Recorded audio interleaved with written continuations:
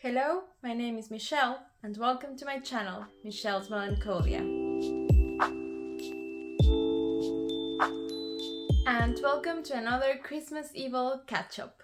Before we get started, maybe let me know down in the comments how's your December going.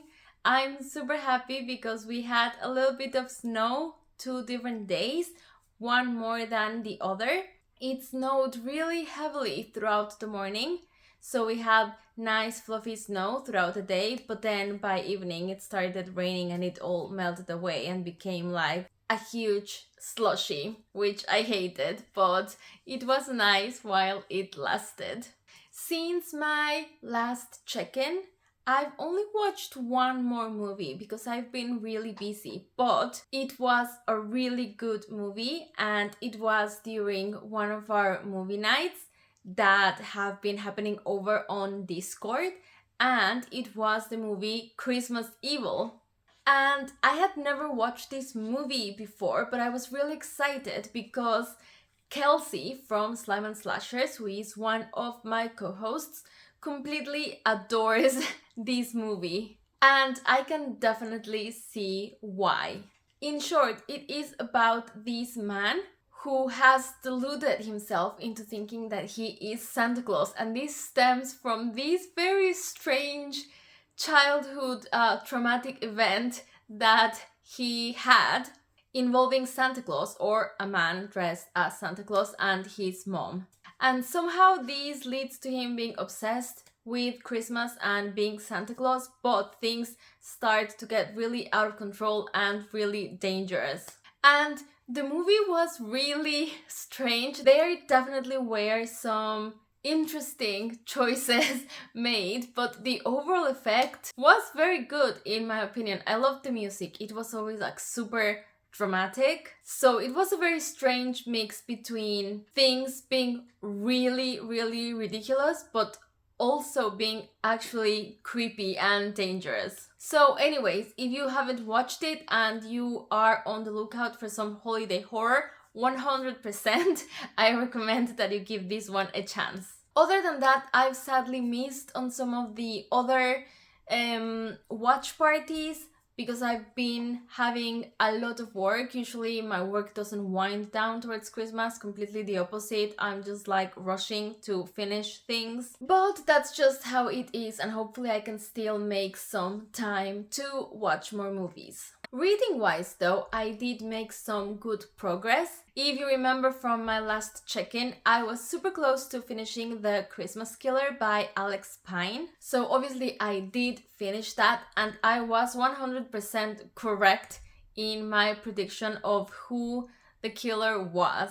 And maybe I just don't understand thrillers because I find that I am annoyed when the twist comes out of nowhere, but also I get annoyed when there were too many clues. So maybe I just don't get thrillers, I don't know. But the point is that I thought this was super predictable. And not also with the main twist, with many things in general. There is one kind of subplot which is also supposed to be a reveal.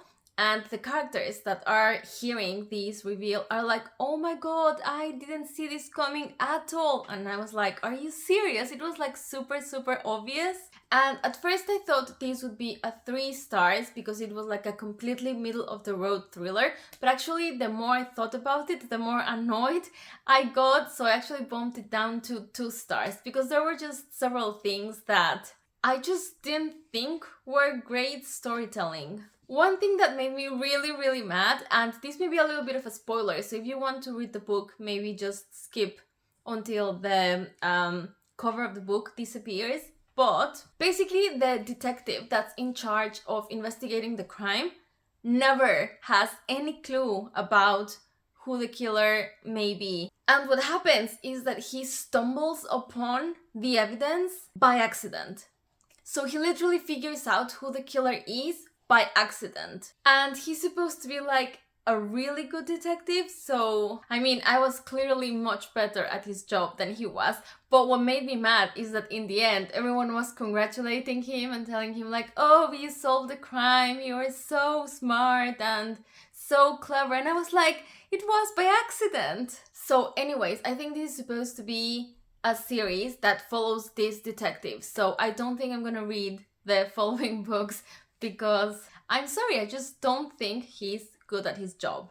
I originally read this one for the prompt sleigh bells to read a slasher because I thought there was going to be a lot of people dying, but I felt a little bit disappointed in that, and I'm actually still craving some wintry slasher, so I'm going to move this to the set in winter prompt and find something else to read for slasher. Then I started and finished a book for the mood read prompt, and this was only about 220 pages, so it was a quick read, and it is The Test by Sylvain Neuvel. And actually this I could also use for the reindeer ride prompt because the writer is Canadian.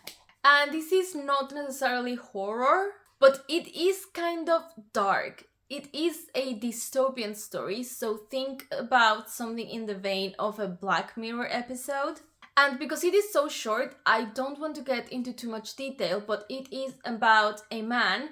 He is from Iran, but he and his family want to live in the UK, so he is at the immigration center taking his citizenship test. But things take an unexpected turn, and the test is not really what he thought it was going to be. And I've been wanting to read this for months because I kept seeing it on BookTube, but I could not bring myself to read it because for the last few months I've been going through my whole immigration ordeal. And honestly, just looking at the cover of this book on my Kindle was triggering me. Honestly, it's just so stressful.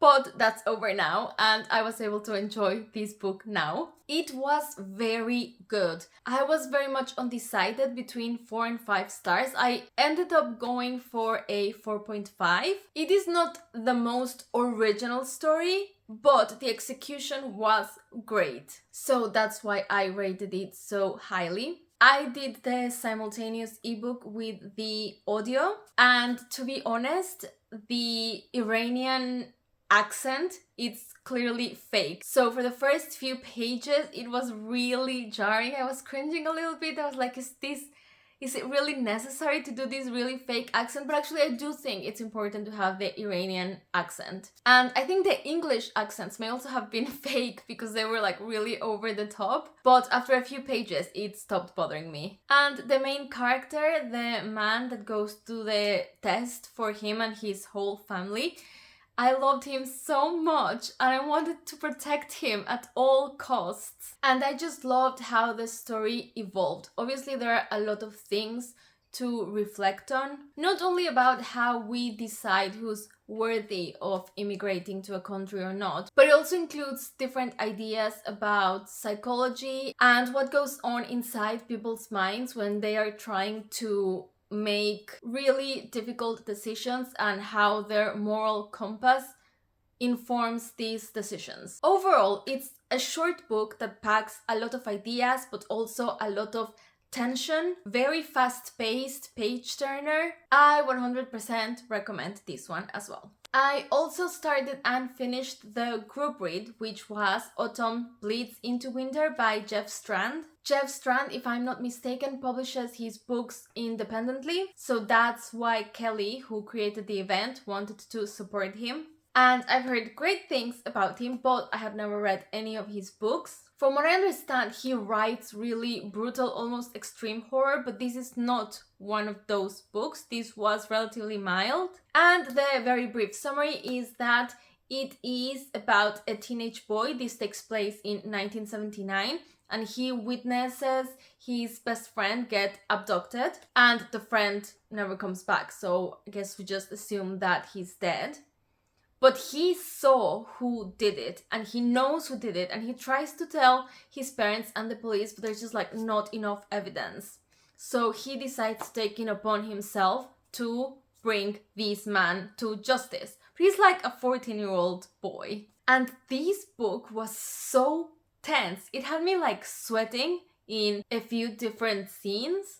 And I usually don't enjoy reading from the perspective of teenage boys, but this one was super likable. I think it's because it was told by himself, so it was like a first person narration, but from the perspective of him when he's like grown, he's an adult, so he has a lot of self-awareness, and retrospectively the way he narrates the story made him very, very likable. But yeah, it just gave me tons of anxiety, and it actually kind of like brought me a little bit to my like early teenage years, because I was a very anxious teen and I always lived in fear of something happening that would put me in a situation where I couldn't talk to grown-ups about it and I wouldn't know how to handle it. And of course I never had to face something so dramatic as this, but yeah, I don't know, I just could really relate with this feeling of having to deal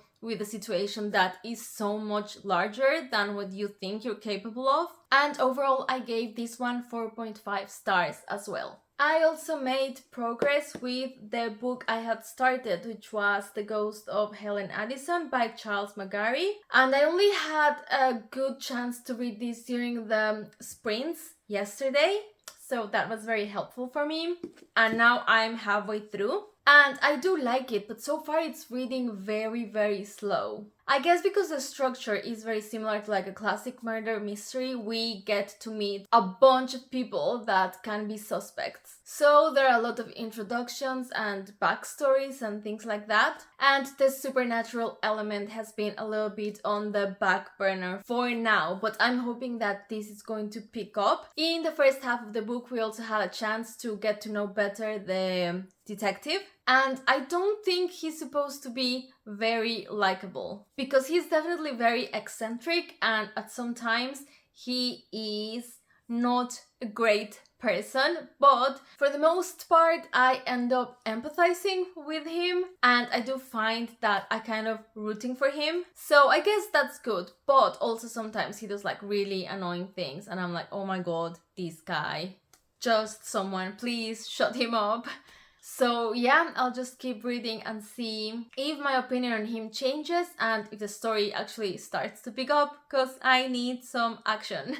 And also I think I'm going to move this book from the ghost prompt to the occult prompt, because it is definitely leaning more towards that side. I mean, there is a ghost in it, but also we have learned now that the killer may have been dabbling in some occult practices. So I think it will just fit better there. And I started a new book for the ghost prompt, but actually I'm not sure there's going to be a ghost in it. We will see. But that is The Haunting by Bentley Little. And I know very little about this book. So far we follow a family of 4. Mom, dad, a boy, maybe about like 10 or 11, and like a teenage girl, and they've just moved houses. And inside the house there is a creepy basement. And the boy has been having nightmares about a man that's inside the basement that kind of like beckons him to come inside. So I'm not really sure where this is going. The synopsis is very vague. It literally just says there's some darkness in the basement. So I'll just have to update you on that next week. That is all. Don't forget to let me know what you've been reading this week, what you've been watching, and anything else you want. I don't know, maybe you have some special festive plans that you want to share. I would love to know, and I will see you on my next video. But until then, goodbye.